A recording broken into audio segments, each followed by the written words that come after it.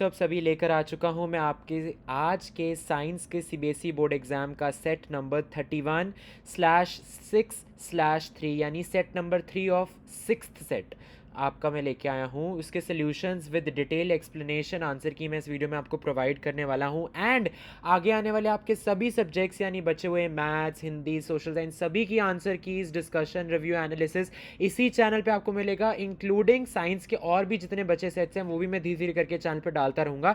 इसलिए अगर अभी तक भी आपने चैनल को सब्सक्राइब नहीं किया तो आपकी वो सारी वीडियोस मिस हो जाएंगे, इसलिए जल्दी से चैनल को सब्सक्राइब कर देना। एंड अगर आपको अच्छी लगी ये वीडियो तो वीडियो को लाइक ज़रूर करना। Without wasting any time let's get started. I welcome you all to this channel science for 10th। तो चलिए शुरू करते हैं सेक्शन ए के साथ। यहाँ पे है MCQ question 1 to 20, each question 1 mark. तो पहला क्वेश्चन है यहाँ पे, select the appropriate state symbols of the products given as X and Y in the following chemical equation by choosing the correct option from table given below. Definitely ये zinc H2SO4 यानी sulphuric acid के साथ react करके zinc sulphate का एक aqua solution बनाएगा और साथ में H2 गैस है यार, गैस तो लिबरेट ही होती है। और अगर आप ध्यान से स्मार्टली देखो सिर्फ एक ही ऑप्शन में यहाँ पे गैस है, दैट इज सेकंड ऑप्शन, तो B option is the right answer. तो अगर आप ZnSO4 सॉलिड होगा या एक्वस आप कंफ्यूज भी हो, आप गैस को देख लो एलिमिनेशन से। कभी कभी ऐसे जुगाड़ लगाने पड़ते हैं पेपर के अंदर, सो एलिमिनेशन से बी ऑप्शन राइट आंसर है, ठीक है। और वैसे भी मैंने आपको बता दिया एक्वस का मतलब क्या है, पानी के अंदर डिजॉल्व्ड एक कंपाउंड, और H2 तो गैस होती ही है, hydrogen gas, this is hydrogen gas. Second question की अगर मैं बात करूं, in the given diagram of a closed stomata 1, 2, 3 and 4 respectively are. तो अगर आप ध्यान से देखो बच्चों, फर्स्ट क्या है, फर्स्ट इज द न्यूक्लियस, देखो इसके अंदर मटेरियल्स भी हैं, ठीक है। सेकेंड क्या है, second is the this green coloured bodies called chloroplast, okay. Third is the vacuole, that is the empty sac like structure. And fourth R is your guard cell, यानी kidney shaped ये जो structure है guard cell है, यानी B option here is the right answer. Am I correct? चलिए third पे आ जाते हैं। Am I clear? Consider the following chemical equation 1 and 2. Am I clear? Read सही है, ध्यान से देखिए बच्चे, बहुत इंपॉर्टेंट है question. The correct statement about these equations is, ध्यान से देखो पहला बेसिकली ये क्वेश्चन है, identify the type of chemical reaction. पहला वाला आप देखो कौन सा है, it is a single displacement reaction. और सेकेंड वाला क्या है, it is a neutralisation reaction, because आपको सेकेंड वाले में दिखाई दे रहा है कि एक सोडियम हाइड्रोक्साइड है, साथ में HCl यानी हाइड्रोक्लोरिक एसिड है, ये दोनों आपस में रिएक्ट करके क्या कर रहे हैं, न्यूट्रलाइज कर रहे हैं। And neutralisation reaction is a type of double displacement only, no. So B option is the right answer, where it says first is a displacement reaction and second is a double displacement reaction. चलिए आगे बढ़ते हैं, जल्दी से complete करेंगे ये set. Fourth question, there are 4 solutions A, B, C and D with pH as follows. Which solution would liberate hydrogen gas with zinc? अब ध्यान से सुनो, जिंक एक ऐसा कंपाउंड है जैसे इसका एम्फोटेरिक ऑक्साइड भी होता है, ठीक है, ये एम्फोटेरिक इन नेचर होता है, आपने पढ़ा ही है, ZnO zinc oxide is amphoteric in nature, right. तो ये strong acids as well as strong bases के साथ दोनों के साथ रिएक्ट करता है। तो अगर आप ध्यान से देखो pH equal to 2, that is of solution A, it is a strong acid, so definitely zinc उसके साथ रिएक्ट करेगा। वहीं अगर मैं बात करूं सोल्यूशन D की, it has got pH 12, it is a strong base, so definitely zinc उसके साथ भी रिएक्ट करेगा। तो C option is the right answer, that is A and D both, A and D solutions both. Fifth आ जाइए, walking in a straight line and riding a bicycle are the activities which are possible due to a part of the brain. Choose the correct location and name of this part from the given table. Very easy it is. Walking in a straight line and riding a bicycle, ये किस type का action है, it is a voluntary action. Voluntary मतलब जो आपकी body की control में है, ऐसे एक्शंस। कुछ ऐसे एक्शंस होते हैं जो हमारी बॉडी के कंट्रोल में नहीं होते, जैसे वॉमिटिंग हो गया, हाई ब्लड प्रेशर हो गया, वो सब हो गया, तो वो मेड्यूला कंट्रोल करता है। और मेड्यूला किसका पार्ट होता है, हाइंड ब्रेन का, ठीक है। लेकिन यहाँ पे walking in a straight line है, राइडिंग इन अ बाइसिकल, ये सेरिबेलम कंट्रोल करता है। और सेरिबेलम किसका हिस्सा है, किसका पार्ट है, किस पोर्शन ऑफ ब्रेन के अंडर आता है, हाइंड ब्रेन के अंदर। तो C option is the right answer, part of the brain is hind brain and the name of that particular part which is responsible is cerebellum. चलिए आगे बढ़ते हैं सिक्स्थ क्वेश्चन की ओर। Metal oxides generally react with acids but few oxides of metal also react with bases, such metallic oxides are. तो definitely उसने क्या पूछ लिया, एम्फोटेरिक ऑक्साइड्स पूछ लिए, वेरी इजी। इट्स दो ही एग्जांपल्स कब से मैं बोल रहा हूँ, जितनी भी अब तक सेट्स मैंने डिस्कस किए काफ़ी में आया हुआ है ये सेम क्वेश्चन, मतलब इस टाइप का, similar to this. ZnOn Al2O3, Al2O3, ZnOn Al2O3 is the correct answer. So B option is the right answer, that is 2 and 3. Seventh question. In torch lights and headlights of vehicles, the bulb is placed. It's very easy, clear cut NCERT question, very near to the focus of the reflector.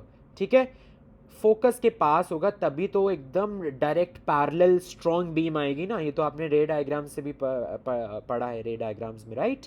So B option is the right answer for this.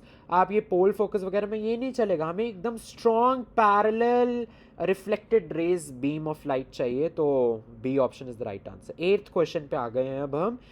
few drops of aqueous solution of ammonium chloride are put on a universal indicator paper. The paper turns pink. मैं कहता हूँ आपको colours भी नहीं पता कि कौन से कलर पे क्या टाइप का सोल्यूशन होता है, ये आपको नहीं पता। अरे simple as that, ammonium chloride है यार, इसको पेरेंट बेस और पेरेंट एसिड में तोड़ के देखो, इसका पेरेंट एसिड क्या होगा, HCl, which is a very strong acid, right, it is a very strong acid. Parent base क्या है, ammonium hydroxide, which is a weak base, यानी सीधा सीधा स्ट्रॉन्ग एसिड वीक बेस वाला एक ही ऑप्शन है, C option is the right answer, simple as that. और वैसे भी स्ट्रॉन्ग एसिड और एक वीक बेस का मिक्सचर का फाइनली नेचर क्या होएगी, जो स्ट्रॉन्ग वाला बंदा है वो ज़्यादा अपनी पावर दिखाएगा ना, तो डेफिनेटली एसिडिक होएगी, और एसिडिक की रेंज pH की हमेशा <7 ही होती है। So C option is definitely the right answer. 9th question की अगर मैं बात करूँ, bronze is an alloy of, simple यार, ये तो केमिस्ट्री का रट्टे वाला था, D option copper and tin, copper and tin. चलिए 10th क्वेश्चन की ओर आ जाइए। Choose the option giving correct matching the items given in column 1 and column 2। चलिए, physical environment matches to abiotic components, right, जैसे कि लैंड, रिवर, माउंटेन्स, एयर, ये सब हो गए। एक्सपोजर टू यूवी रेडिएशन से क्या होता है, स्किन कैंसर होता है, definitely we know this. Chlorofluorocarbons जो कि एसीज और रेफ्रिजरेटर से निकलते हैं, CFCs, ये क्या करते हैं, ये ओजोन लेयर को डिप्लीट करते हैं। So C matches with first I option, Roman numeral I. And decomposers क्या हैं, जो कि डिकम्पोज करते हैं to release nutrients back into the soil, that is bacteria and fungi. So definitely B option is the right answer for this, ये वाला B, okay। Next, 11th, the thread-like structures that develop on a moist slice of bread in rhizopus are, so very easy, hyphae are the thread-like structures, okay, it is the non-reproductive part of rhizopus। 12th question की अगर मैं बात करूँ, the change in the focal length of an eye lens in human beings is caused by the action of, focal length को regulate कौन करता है, ciliary muscles. वो कैसे, वो इनडायरेक्टली करती हैं, बट करती तो सिलरी मसल्स ही हैं। सिलरी मसल्स कॉन्ट्रैक्ट रिलैक्स करती है, उस अकॉर्डिंग आई लेंस की शेप वगैरह चेंज होती है, और जब हमारी आई के अंदर लेंस की जो साइज है वो चेंज होएगी, तो फोकल लेंथ ऑटोमेटिकली चेंज हो जाएगी आई लेंस की, right. Next 13th question, the magnetic field inside a long, I think यहाँ पे थोड़ा मिसिंग है, I think it was long straight current carrying conductor ही था, so definitely it is same at all points, तो D option is the right answer. 14th पे आ जाइए बच्चों, ये सेम क्वेश्चन, वो जो मैंने 3 इंपॉर्टेंट सैम्पल पेपर्स अपने चैनल पे अपलोड किए थे, उसमें से डायरेक्ट सेम डिट्टो सेम है, विदाउट एनी चेंजेस। पी और क्यू को आइडेंटिफाई करना है, विबग्योर नीचे से ऊपर होता है, so P is violet, Q is red, so definitely यहाँ पे डिस्पर्जन हुई है, splitting up of white light into its 7 constituent colours, तो B option is the right answer, violet red, VIBGYOR, ऊपर से नीचे जैसे यहाँ पे लिखा है VIBGYOR, okay, so this is P, this is Q. 15th पे आ जाइए। In an experiment with pea plants, a pure tall pea plant is crossed with a pure short pea plant. The ratio of pure tall plant to pure short plants in F2 generation will be, मुझे लग रहा है काफ़ी बच्चों ने 3:1 कर दिया है, बताना सर किन किन बच्चों ने 3:1 किए, गलत है। उसने tall plant is to short plant नहीं पूछा, उसने प्योर वाला पूछा है। प्योर मतलब होमोजाइगस, होमोजाइगस मतलब यहाँ तो दोनों कैपिटल है या तो दोनों स्मॉल लेटर्स में, आप समझ रहे हो। तो यहाँ पे देखो, यहाँ पे लिखा हुआ है चार जो F2 जनरेशन में बनेंगे, capital T capital T capital T small T capital T small T small T small T. तो ये तीन टॉल प्लान्स हैं, ये लास्ट वाला शॉर्ट है, लेकिन उसने प्योर पूछा है। प्योर टॉल तो यही है, कैपिटल टी। प्योर शॉर्ट तो ये है, small T. So 1:1 is the right answer बच्चे, C option is the right answer. चलिए जल्दी से 16th क्वेश्चन की ओर बढ़ते हैं। Consider the following 3 flowers namely X, Y and Z, which flowers वो develop into a fruit. Fruit तभी बनेगा जब रिप्रोडक्शन होगी, वो तभी होगी जब मेल रिप्रोडक्टिव पार्ट भी होगा, फीमेल रिप्रोडक्टिव पार्ट भी होगा, ठीक है, यानी एंथर एंड स्टिग्मा। सो दोनों यहाँ पे आपके पास अवेलेबल हैं इसी फ्लावर के अंदर। So X only is the right answer. यहाँ से पोलन ग्रेन्स उड़ के यहाँ पे जाएंगे, स्टिग्मा स्टाइल ओवरी, फिर यहाँ पे फर्टिलाइजेशन होगी। तो पिस्टल भी यहीं पे है, क्या कहते हैं आपका, ये एंथर भी इधर ही है, पोलन ग्रेन्स एंथर से आएंगे। ओके नेक्स्ट असर्शन रीजन पे आ जाते हैं। 17 क्वेश्चन का असर्शन कह रहे हैं the energy which passes to herbivores does not come back to autotrophs. It absolutely it is the correct statement. Reason है flow of energy in a food chain is unidirectional, so it's absolutely correct. Both are correct and reason is the correct explanation of assertion. Energy एक ही direction में flow होती है, वो revert back नहीं कर सकती है, ये क्लियरली एनसीईआरटी में मेंशन्ड है। 18th question assertion melting point and boiling point of ethanol are lower than that of sodium chloride. ये आप अपनी ना कॉमन सेंस से भी कर सकते हो, इट्स एब्सोल्युटली करेक्ट। क्यों?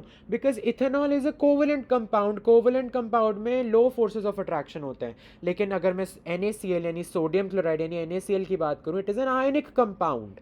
तो रीजन क्या कह रहा है? The forces of attraction between molecules of ionic compounds are very strong. It's true and both state and reason is the correct explanation of assertion, both are correct. Finally 19th question, second last question पे हम अभी, इसे section A के।